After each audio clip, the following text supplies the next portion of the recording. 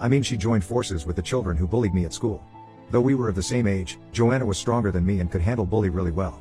She was more towards the extrovert side and I am a nerdy introvert. Joanna was not an outright bully but definitely toxic and mean.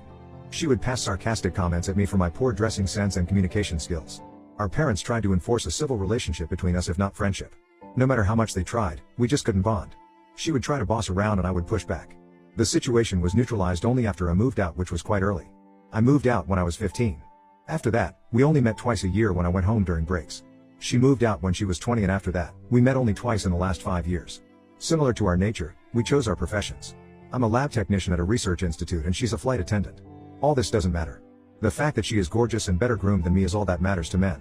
Nick, 27M, and I have been seeing each other for 3 years. Last fall, Nick went down on his knees and asked me to marry him. I screamed a yes because why not? I loved him so dearly. He was the most precious thing in my life. This spring we planned our wedding. When it comes to planning an event, I am not so good at it. So when Joanna requested that she wanted to plan it for me, I couldn't be happier. I let her take the lead. I am sure something would have happened during the planning that sparked their relationship because they had not met before. 2 months ago, we had our engagement and then we announced our wedding. That was the first time Joanna had met Nick. Nick was my only proper boyfriend. Introverts and relationships are not a good combination. Nick seemed different. He was ready to invest in a meaningful long relationship. So, after dating for 3 years when he proposed, I was elated. He wanted to marry right away but I wanted a spring wedding so we delayed it this far. I didn't tell anyone about my plans until this January, when we sent out an invite for our engagement. The day after our engagement, Joanna calls me and asks if she could plan my wedding. I was shocked because we didn't have good bonding while growing up. She said she wants to make up for her behavior. I said that's okay, you don't need to do this, we're not teenagers anymore. She said she wanted to do it because she has more time than me and she can pull her contacts to get us some thrilling discounts. I agreed because I have busy schedules. It was during the wedding preps that she started hitting on Nick. This is my theory though. I noticed some changes in Nick's behavior. I confronted him and he said it was due to work, he's not getting enough sleep. He was working late. That could be a lie. Might be busy and tired effing that whore. The day before the wedding, the event manager gave us the tour trail of the wedding arrangements. Joanna was with us. The event manager was her friend. That was the only time I noticed their closeness. She was giggling and talking to him as if they had known each other for ages. I had an eerie feeling and wanted to confront them right there, but then I stopped thinking I might ruin the atmosphere. The wedding was next day and then Joanna would be out. It would be just me and Nick. So I let this slide. On the day of the wedding, I didn't see Joanna. I thought she must be busy outside taking care of the arrangements. When I was walking down the aisle, I saw her sitting in the corner. She looked sad. I didn't bother to think about her. That moment was not for me to think about her. I walked down. Nick was smiling but he didn't seem to be as happy as I expected. His hands were sweaty. I asked him what happened. He said nothing, just a little nervous. As I was standing at the altar, I could see Joanna's downhearted face. She was sobbing. I got confused because we ain't that close that she would sob at my wedding.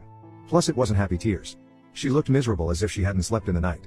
The pastor began the process by asking if anyone had a reason to object to this wedding. To this, Joanna stood up and started crying profusely. All the eyes fell on her.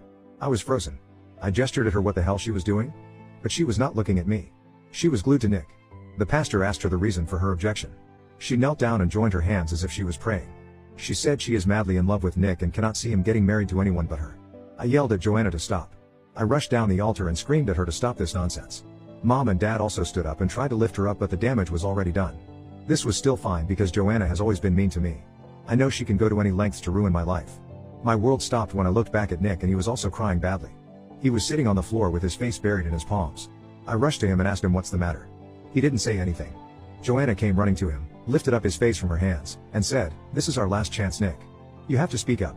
If not now, it's gonna be never. You'll be stuck to this woman. She's not gonna leave you easily." I pulled Joanna's arms and asked what was going on. "Is it some kind of prank? Then better stop because I'm not liking it." It was evident to everyone what was happening there. People were glued to the drama. They got hot topics to gossip about for a month. He wiped her tears with his sleeves, looked at me, and said he had fallen in love with Joanna during the wedding preps. After listening to all this, I could not stand there. My legs were shaking so badly. It was beyond humiliation. I felt I was ripped naked in front of the crowd. Our parents chipped in and took us outside. We had already given enough gossip to the people. I was crying so badly that I couldn't even walk. Dad escorted me out while Joanna's mom was holding her arms and consoling her. Why on earth does she need to be consoled? Homewrecker. Nick and Joanna confessed to sleeping a week before the wedding. They decided to consider it to be one-time thing and move on, but they couldn't stop seeing each other. So Nick's late-night work was actually his cheating trip to Joanna's place. They in fact slept on the night before the wedding. Nick said Joanna was so gorgeous he just couldn't resist. I couldn't believe I was about to marry this scumbag. Though our parents were present, no one said a word. They preferred to remain neutral and stay out of it. I was done listening to their love story. So, I ran into the changing room to grab my bag and car keys to leave the place. I went inside and saw myself in the mirror wearing my wedding dress, and I cannot help but break down. I was having a severe meltdown. Then Joanna entered the room. I screamed at her to get out. She said, "Yes, I will get out of here soon because my would-be Nick is waiting for me outside." I called her slutty bitch. She laughed at this and said, "Yeah, even Nick calls me that on bed." I wanted to smack her for the filth she was spitting. She said, "How could you imagine that Nick would marry you after seeing my curvaceous body? Have you seen yourself? You look like flat tires, spongy, and your dressing sense just sucks. I wonder how Nick